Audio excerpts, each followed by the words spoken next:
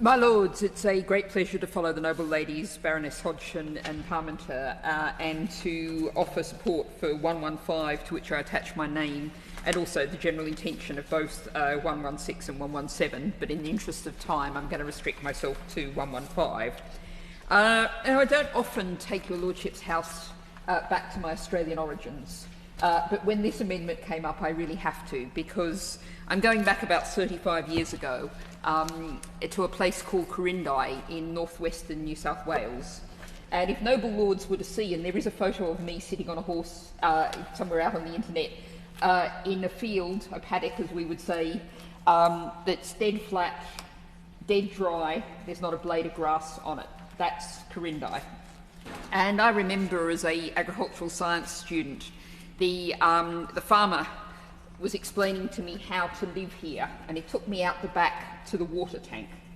And this is a very, very large tank that caught the water off the farmhouse roof.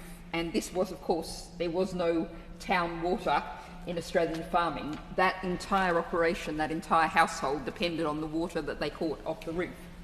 And I still remember the farmer rapping on the side of the tin tank and saying, well, that's where the water is, and we're in trouble. Now, you might think, oh, that's Australia, that's far away, that's a very distant place. Well, Corindai has an annual average rainfall of 684 millimetres a year.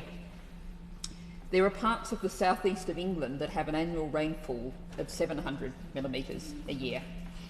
Essentially the same amount of rainfall. And of course, there is also the impact of the climate emergency and the fact that we're seeing more weather extremes, more drying out. And I will here say that there is really something for Britain to learn from the Australian practices that have been enforced over history that really can be imported here in a win-win benefit kind of way. No one loses from the proposal in Amendment 115. As I think has already been mentioned, we use in the UK about 150 litres of a day of water per capita. That compares to France, which is 128, Germany 122, and Spain 120. And this is water that's expensively treated drinking water that we're using for all kinds of practices that we do not need to use drinking water for. I'm going to quote Mark Lloyd, the Chief Executive of the Rivers Trust. We need to finally implement the use of rainwater where we can, such as car washing, gardening, washing pets, filling paddling pools and flushing the rules. Other water-stressed countries have used this approach for decades, and we need to join the party.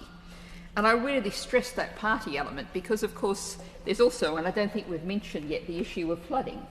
And if many of us have learnt, many of us have been speaking about the need for land management to slow the flow. What could be a better way to slow the flow than to catch that water so it's not flooding out into our drains, flooding out into our water treatment plants, flooding out into our rivers and our seas, catch it and have it available to use. Now, very often we talk about water use, there's a lot of finger waving that goes on. Well, people should switch the tap off when they're brushing their teeth, and people should have shorter showers. But what we really need is a system change that makes doing the right thing to do, the easiest, cheapest and simplest, the natural thing to do. And that's exactly what this proposal is putting forward.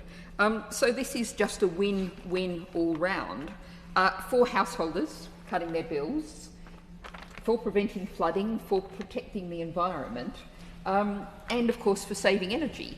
I had to look this up, and we don't think about this much, but actually moving water around and treating water uses a great deal of energy. I looked up the stats, and we don't actually seem to have any good stats in the UK, but globally, the United Nations says that 8% of energy use goes towards treating and moving water around the world. Such a waste when you've got the water falling on your roof that you can use it right there in place. To have pumped it out to a reservoir, tweeted it, pumped it back in, all of that energy use as well as everything else. So this is just really a simple common sense measure. Why on earth not?